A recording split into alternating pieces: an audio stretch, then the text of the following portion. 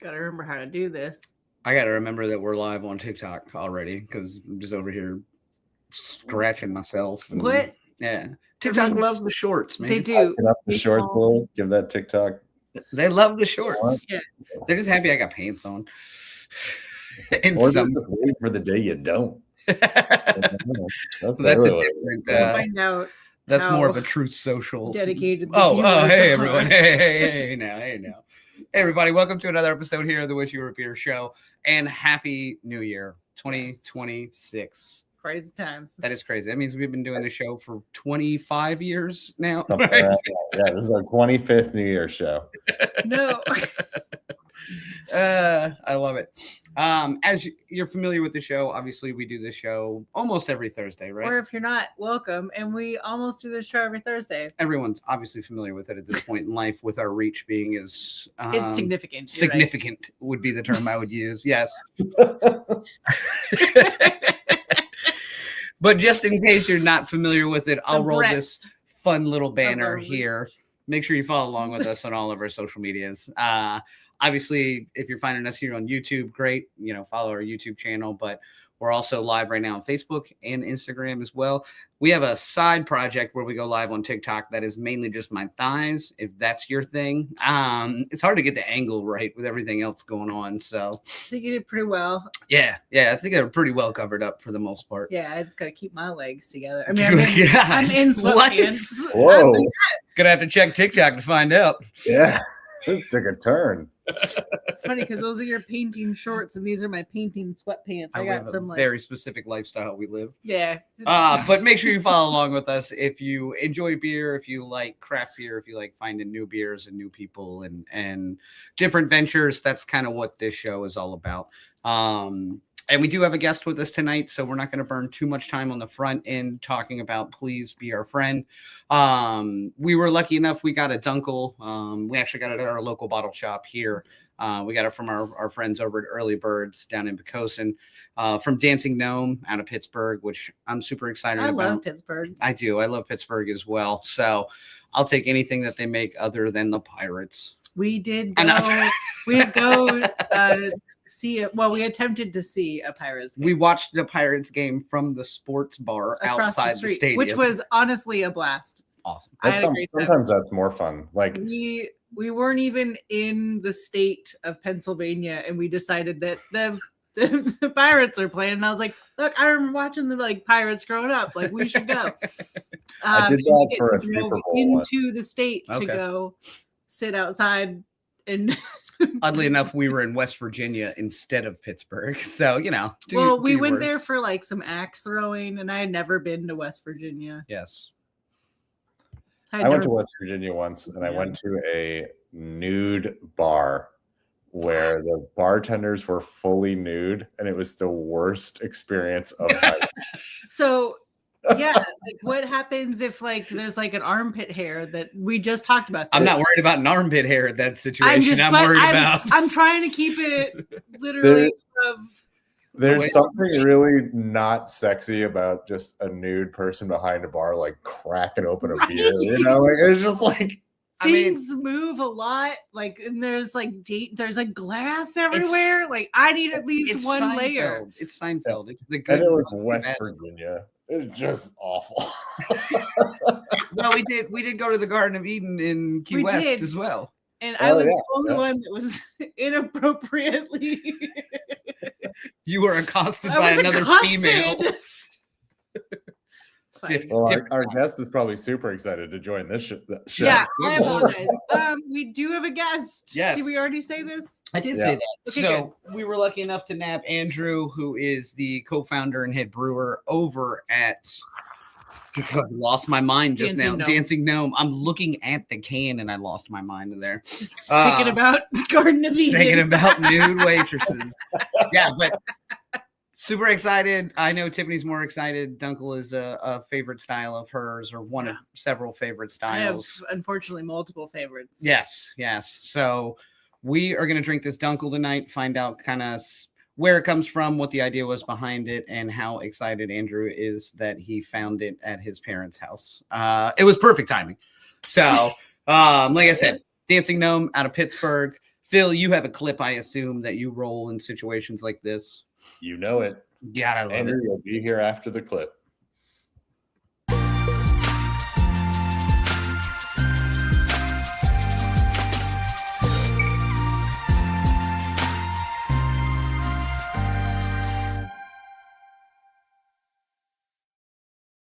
Andrew, what's up, buddy? What's up, everybody? How's it going? Oh, living Good. the hungover. Happy Yeah. New Year, all the things. Happy New Year. I Yes. know. We appreciate you coming on the first. That, Yeah, you know, of course. we Happy to weren't be sure. here. Happy to be in a new year, to be honest with you. So yeah, Yeah, let's go. that checks out. It has been great. So far this year is Yeah, for sure. going- This year's killing it. yeah. We Best can just, day. Best we day can of just the year. end it now. Oh, no, wait. No, okay. So Andrew, Lee, you're co-founder, right? So you have another founder Yep. of Dancing Gnome? No, it's I'm just founder and sole owner. Okay. And then I was the head brewer for a while. I have relinquished that title relatively recently Nice. to a wonderful gentleman named Matt Pieka, who is originally from Atlanta, Georgia, worked for Creature Comforts for a while, and now he's up in Pittsburgh working for us. So I'm still very involved in the brewing process and the operations. So I think ultimately I'd say I'm director of operations more so than head brewer now. But spend a lot of time cutting my teeth on the brew deck. So Yeah, that's killer. And then, so if you're the sole founder, this is interesting then, because I feel like everybody we have on the show who's an owner and like head brewer like that usually has like 3 buddies that they started the brewery with, or like 2 good friends that are also involved. You just fell Scrooge McDuck into a pool of money and started a brewery. Yeah, no, I wish. So we're almost 10 years old. So we definitely, I wrote the business plan in 2014. We opened up officially in 2016. That time, beer was astronomically rising. So it was definitely a little bit easier to come into some investments that were necessary. I also really specifically wrote my investment papers so that they didn't include actual equity. So I do have a handful of original investors that are still left in the system that technically and theoretically are owners and need to get paid back eventually. But the way that legally it works, they're not owners, and they kind of have to wait for some other things to happen before they get paid back. Which is great. The other thing too is Good management. that early stuff was in comparison to where we're at now, that early brewery was a shoestring budget. So we didn't need a ton. I mean, our biggest expense wholeheartedly was the new brew system to be able to do what we wanted to do on the production side, and everything else was like piecemealing it together and like trying to figure out how we could get stuff for cheap and building stuff ourselves. So it didn't really cost all that much in comparison to where we're at now. So Now, what I was lucky to be able to do it. We were on a 10, and we opened up with a 10-barrel system and just 4 10-barrel fermenters and a 10-barrel bright, and then pretty quickly started getting some 20-barrel fermenters and 20-barrel brights in there. That was October of 2016. We opened to the public, and then I bought our current building in November of 2019, and we opened up that spot in mid 2021 with a 20-barrel system and a bunch of 20s and a bunch of 40s. So Nice. We're brewing a lot more than we were that first year, but still not I'd say anything. so. Definitely nothing crazy. Yeah, a little bit. We're at like 4,200 barrels right now. Nothing insane, just manageable and enjoyable, and looking forward to trying to keep it that way. So Yeah, I was gonna say you start approaching that 5,000 and above. It's like, all right, guys, everybody needs a break. Eventually. 100%. So our friend Abby wants to know if there's a Zach there still. Abby's spent quite a bit of time up in Pittsburgh and is familiar with y'all. Yeah, cool. So we've had a couple Zachs here, to be honest. None of them Abby, describe him. We've had 3. Yeah. I don't know which one it was. It would have been. We had 2 Zachs in production. One is still a really good friend of mine. He opened his own brewery here in Pittsburgh. Well, not here. I'm not in Pittsburgh right now, but in Pittsburgh. And he's still a very good friend of mine. My first production employee was named Zach. He went on to brew at some other spots in Pittsburgh. And then we had a kind of catch-all guy, Zach, who worked in the tap room, and then ended up in distribution for us for a while before he went a different direction. Now he works for RTDs, so he's selling RTDs statewide. So all wonderful people. None of them still work for us, so I'm not sure which one you knew, but I'm confident to say I liked them. Yeah, there was in fact a Zach. None of them were there. Yeah, exactly. Andrew, you got I was looking at your website. You guys got a ton of beers. Lustra seems to be one you guys talk about a lot. How far in the game was that beer become like first tell me about the staple of that beer, and then I'm wondering like how long in the game did that one come around? Yeah, so that was that 100% is like our main flagship. It's about 45% of our overall production annually. It has always been there. It's always, even in the business plan that I wrote 2 years before we opened, it was the beer that I was pushing. It was the beer that I wanted. It was the beer that I was brewing. Luckily, it worked out. the people, the consumers enjoyed it as much as I enjoyed it. It was, we brand that beer as a hazy pale ale, and that's very important to me to keep it branded as a hazy pale ale. I think part of that is, I wouldn't necessarily say ego, because I don't think it's ego, but part of that is just the specificity of the time of like, I didn't feel like it was an IPA. It's not an IPA. This was still early on when haze was super new. And no one really New England IPA wasn't even a thing yet. It was just a handful of breweries up there doing it. And it was important to me for that beer to be a pale ale. And somehow we made it work. And, folks enjoyed it and got behind it and believed in it for us as much as we did. So it absolutely worked as being our flagship as much as I wanted it to be. So but I've been brewing that beer for a really long time. And you're not tired of brewing it yet? I say that loosely. No, never. Like it just becomes so like, oh, we got to brew Lustra again. Like, right. No. Yeah, no, I mean, to be honest, I mean, we brew that beer. We do a double batch of that beer once a week. This time of year, going into like January, February, we might take a week off here and there, but for the most part, between March and November, we're once a week on that beer double batch, and I say all the time, if we could just exclusively, if we were like Trumer Pills and just exclusively brew Lustra, it'd be awesome. Like, I mean, it's so dialed at this point. We've brewed it so much, we know exactly what it is. Like that's the hop. Like we select hops for that beer specifically. It's great to have a consistent product that you know what you're getting into and how it comes out and how people enjoy it. The price point is good from a distribution standpoint. Like if I could brew more of it, I absolutely would. But we're just not there yet. So yeah. Once we get over that 5,000 barrel hump, no, like Well, let's talk about this Dunkel that we're having tonight. So I've already poured mine. I know for sure. Phil, did you pour yours yet? I'm about to. All right. As Phil would say, historically on all our shows, I like this can. First of all, it's very crisp and clean. Thank you. Sometimes we get one of two options on that.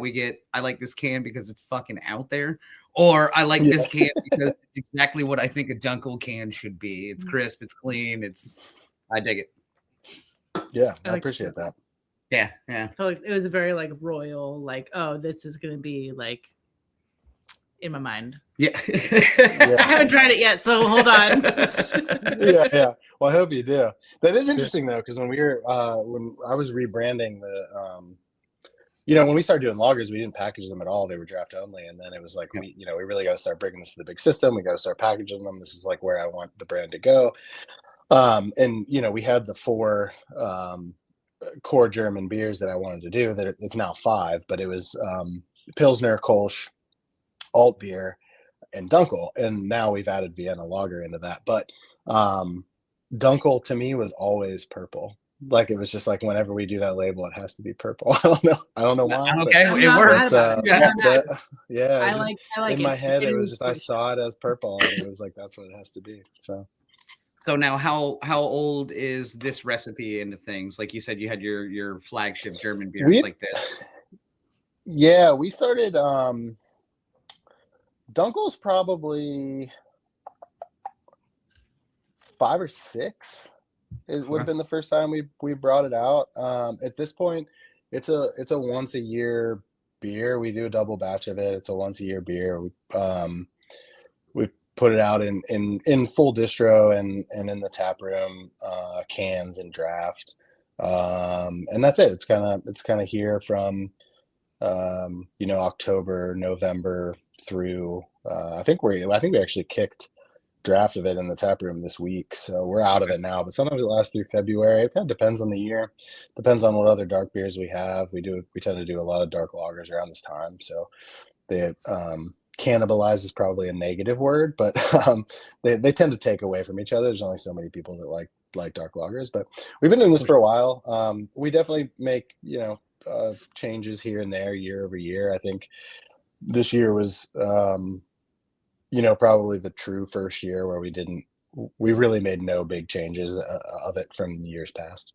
It just is a classic Bavarian dark lager with a Munich base and a handful of Weyermann specialty malts, Bavarian yeast strain, really, really simple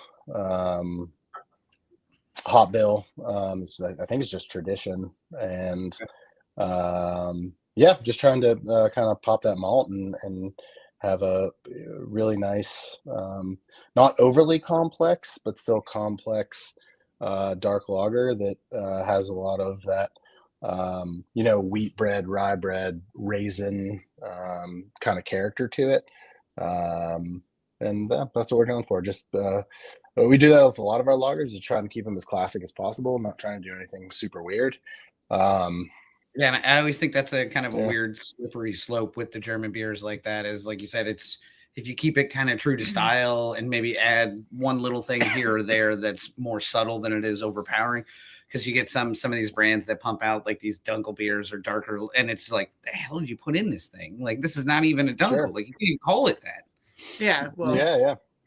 Somebody be said it was sticking to the style and then being overly rambunctious, and then still trying to title it something that it's rambunctious. Yeah, man. 2026, Tiffany uses big words. Fuck, 2026, Daniel needs to read more. This is the year.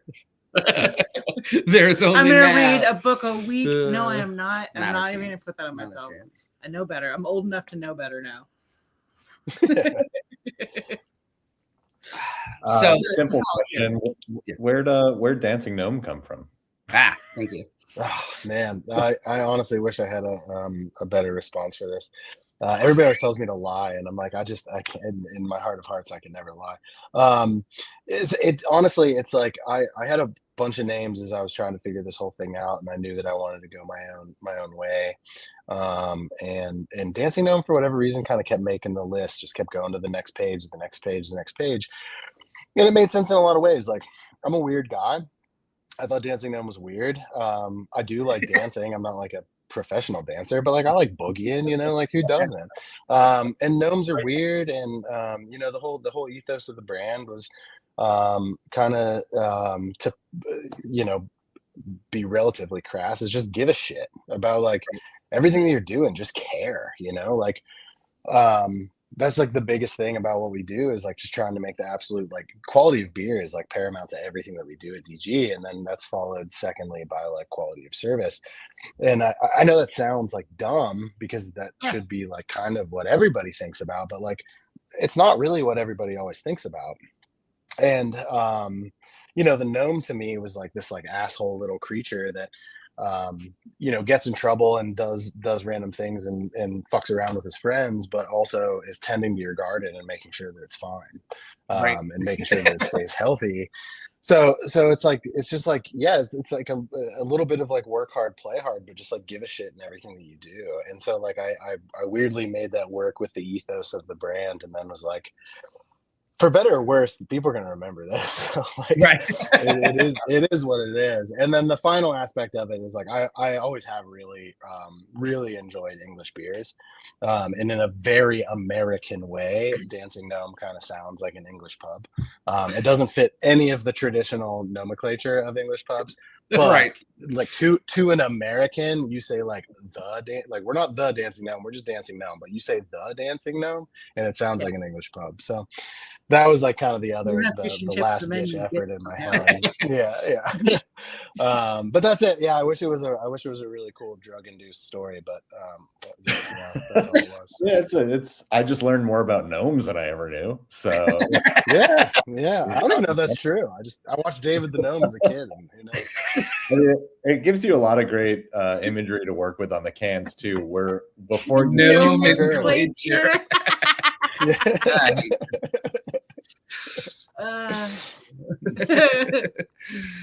I love it. So I feel like you learn more on this show about random things than just beer every time. Yeah, I don't know anything about beer anymore, but I know plenty about gnomes. But I know about gnome culture. Yeah.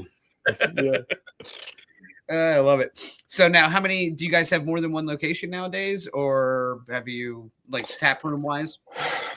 Yeah, so sort of. So we have when we opened our new spot, it was quite literally a 300 yards away. It was one block. We were 925 Main Street at our first spot. We're now 1025 Main Street in our current spot. We kept the other space. We kept the brew house. We still brew at both spaces. We do different things between. Like, Dunkel, the lager we're drinking tonight, is brewed at our main new facility. But a lot of our other lagers come out of the old spot. All of our yeast propagation comes out of the old spot. And that tap room was still there. We just weren't using it. So this past year, we reopened it as a cocktail bar. So we do. So it's Dancing Gnome beers. But our license allows us to sell anything produced or bottled in Pennsylvania, actually. So as long as it's either co-packed or produced in Pennsylvania, we can sell it. So nice. beer wise, it's mostly Dancing Gnome. We have a couple guest taps here and there, and then otherwise it's a full bar with everything. Like we have Buffalo Trace, but we have all sorts of liquors and wines and things from throughout. Are the servers closed? Yeah. Great question. We probably be busier if they weren't. Make sure he's comfortable. Yeah. Thank you. I wish for revenue purposes that they weren't, but I think I think it's probably better that I don't think the Allegheny County Health Department would appreciate that. So no, I don't think any. Everybody is fully closed. But yeah, so we kind of have shirt, shoes, right. Yeah. We kind of have two spots, but they're pretty different. So the main tap room is the one, and then down the street we have a much smaller cocktail bar. And did you keep your original brew system and the original location? You didn't sell that off to get the new one, right? Nope. Yeah, we kept it. We brought some tanks over. The 20 barrel tanks came from the old spot. Some of them, and then we added more. So the old spot, we've added tanks there too, but they're all 10 barrel. So we single batch there and keep it relatively easy. All of our we have a couple 2 barrel tanks too for yeast propagation. So we do all of our yeast propagation there, which is nice and saves on a lot. But it's a fun little spot. It's way scrappier, if you will. Like other than the stainless is nice, the brew house is nice, but other than that, I plumbed everything myself.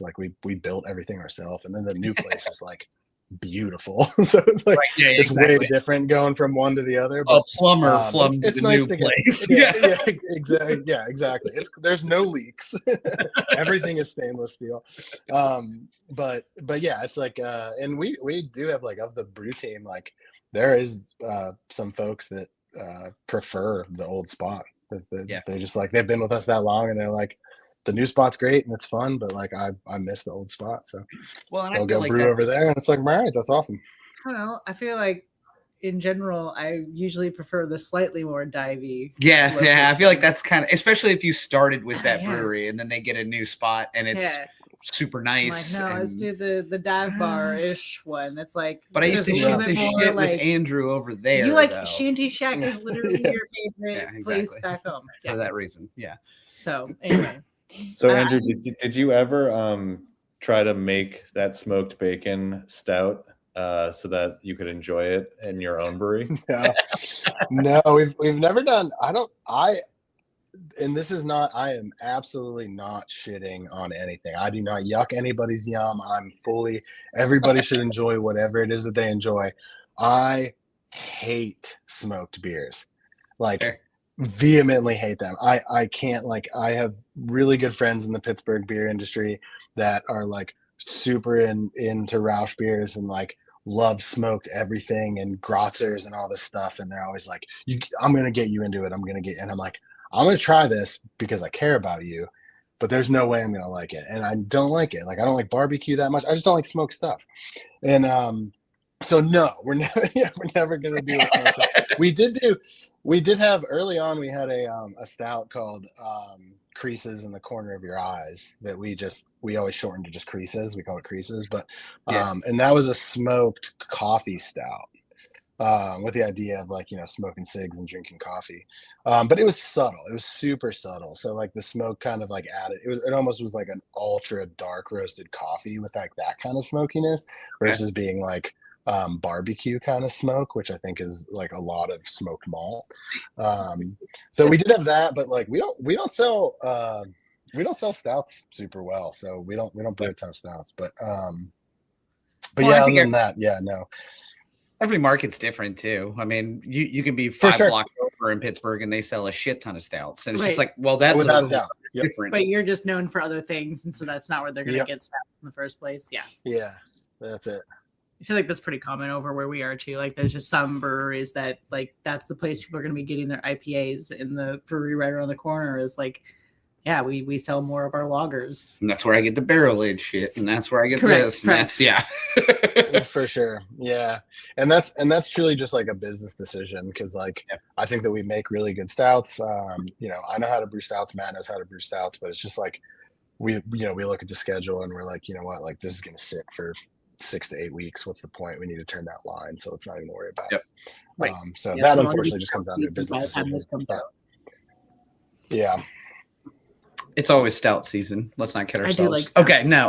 But that's when like a Dunkel or like a Schwartz beer. Yeah. Or we have Schwartz, Czech Cherna. We have a Tamave on right now. Oh, nice.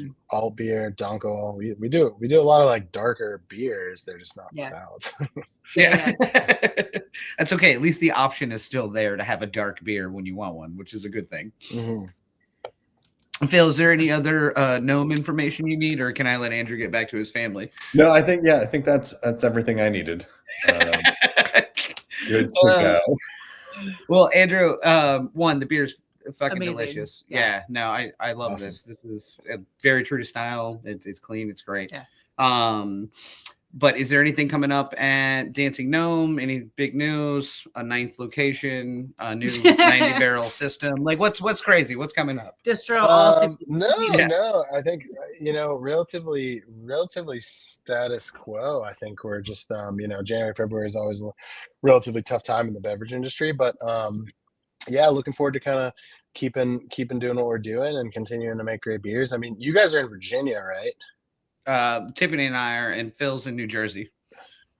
Yeah, cool. So outside of Philly, Phil, I'm not going to be able to help you. But as far as Virginia, like, I have a relatively good relationship with Allied, and we're looking at, increasing some of our drops throughout the next year or two. So nothing crazy, probably just a lot of cans, not much draft, but you guys should be able to get some more stuff from us on. Yeah, there's 2 bottle shops. Relatively quicker thing.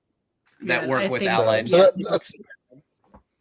that's pretty cool. Yeah, I'm not looking to get into Jersey, but more so into Philly, a little bit into New York, a little bit into Ohio. So that's kind of the next thing. But other than that, really just status quo, taking care of Pittsburgh, taking care of Western PA. And yeah, I'm just trying to brew the best beer we can brew. I dig it. Yeah. Well, Andrew, I just want to say again, thank you for joining us, man. Cheers. I know Happy it's New Year. Yeah, New Year's cheers, guys. Day.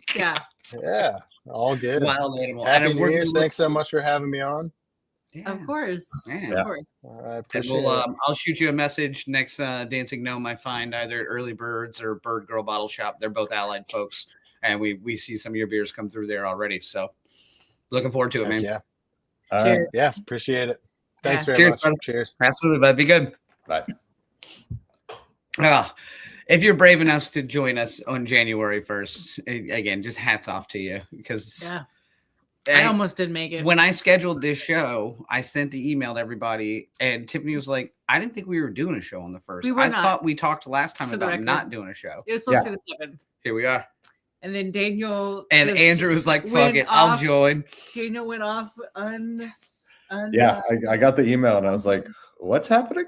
Yeah, I know. Honestly, we got to get like a group chat going or something. Yeah. We have one. We just did not use it. But I was so excited because when he said he would come on, I was like, I know. Hey, I was like, let's go. Let's do it. We just New assume no Year's one's Day going to come on the first. Yeah. Well, let's do what we normally do and piss brewers off by using Untapped to review this beer. Which, for in our own defense, we use Untapped in a way, for one, tracking our own beers, but two, we rate them true to style. Right. And if it's truly a bad beer, I usually don't give it a rating because I don't want to screw everyone's numbers up, because there is a high probability that either it's not my jam or the can could have been like screwed up, or the beer was bad and like their distro team screwed up. Like there's too many variables. So I will always take those into account. But we rate them true to style. So okay, that was the point. I was seeing if we were coming back around to it. Yeah. You got there. Yeah. Okay. Didn't we have like a Tiffany's Ramblings slide? And we really fallen off on this show with our slide game. Well, let's rate this drink. 2026 to you, Daniel. Untapped's not just about beers anymore.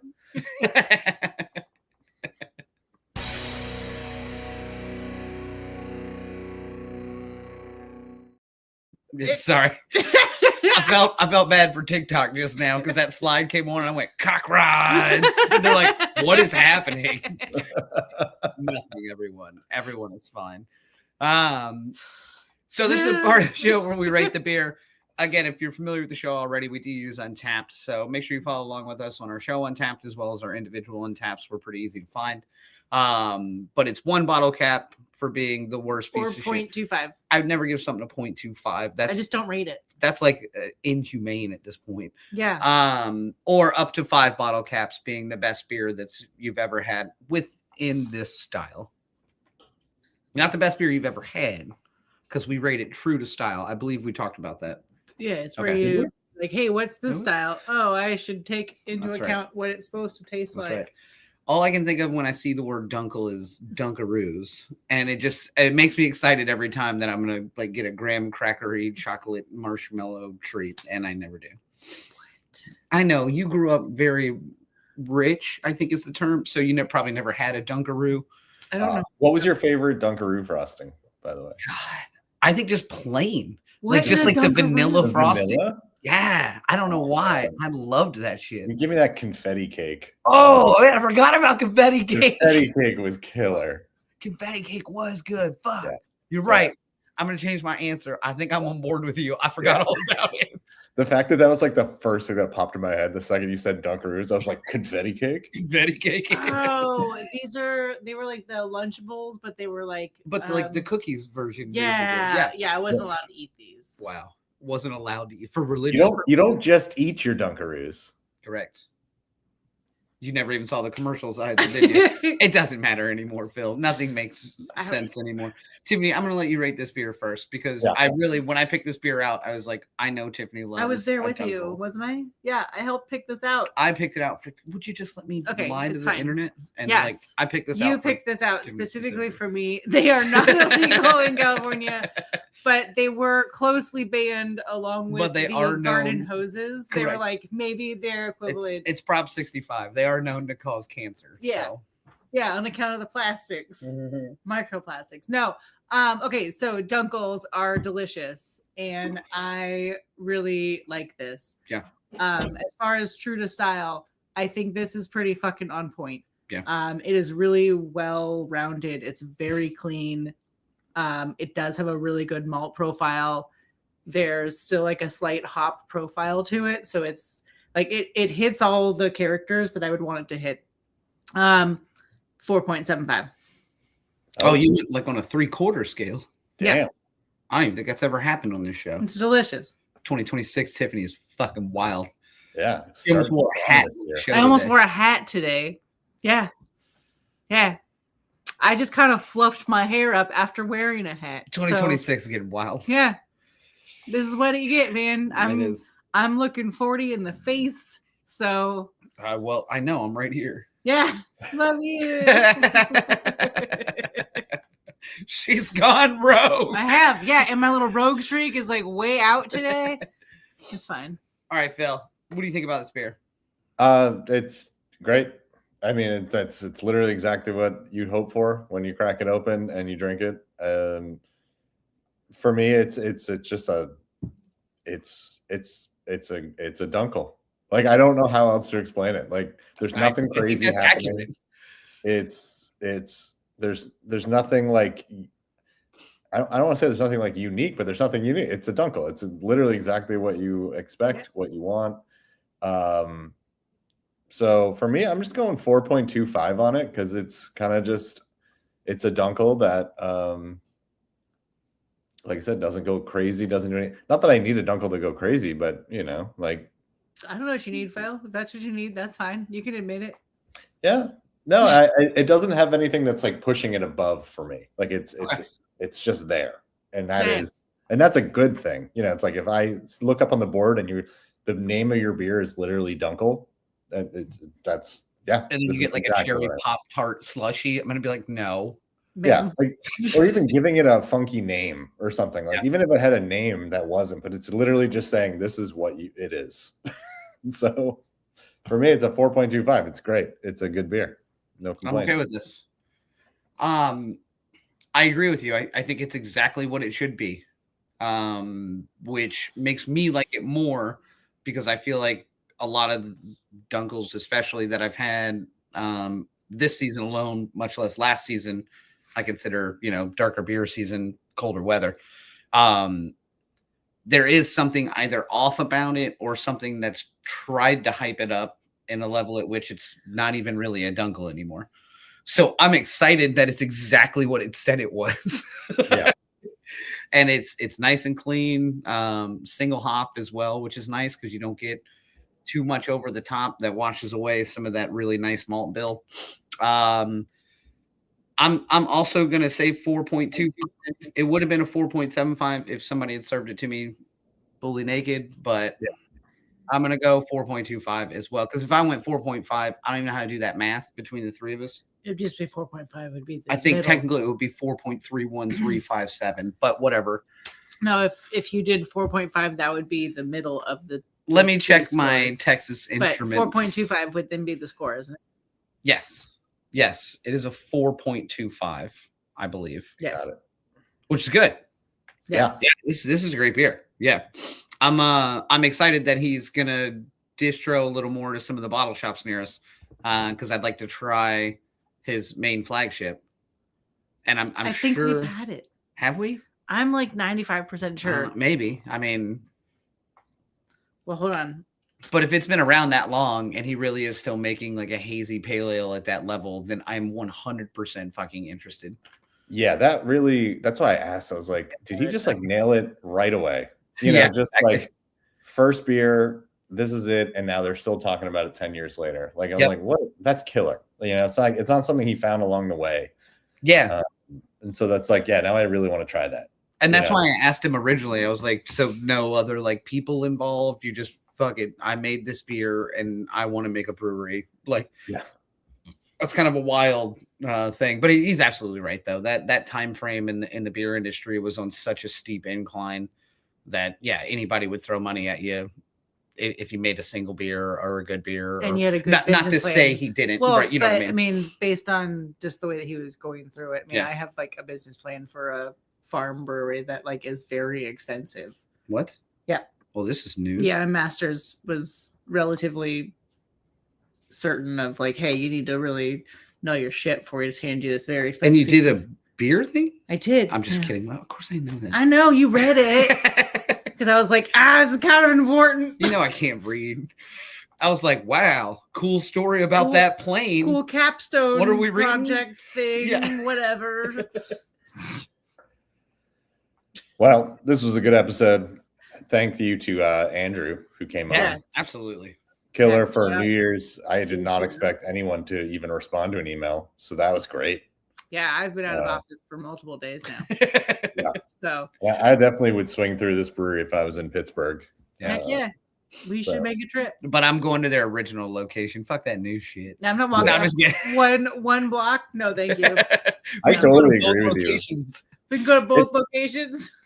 It's like when VBC opens up their new one. You know, it's like it's gonna be fancy. You know, it's gonna be. It's close. It's gonna be the closest thing to us. It's like within 10 minutes from our house. Even if it's way more fancy than anything I would ever do, it's gonna win by proximity. Like because I know the beer. We have multiple breweries that win by. We have 3 breweries that win by proximity. So you don't like those breweries? We just go there because they're close. I mean, they're damn, good. Kevin, my bad. They're good, but I'm just saying, like on days where we're like, it's only between these 3 because we just like I don't want to drive that far. Yeah, that is a thing. All right, well, keep an eye on our socials for our next episode because this one was not planned. This was a surprise to everyone. We thought we were taking 2 weeks off. We'll see about the next one. Just one. But yeah, keep an eye on our social media. Follow us over there. Check us out on. You're welcome, Kevin. What are you on TikTok for Daniel's Legs? I'm not. Yeah, and a lot of thigh gap. Yeah, great app. Starting strong in 2026. 2026. I don't think you need to say anymore. Just in the damn show, it was already over. Like and subscribe and all And things. It's getting over now.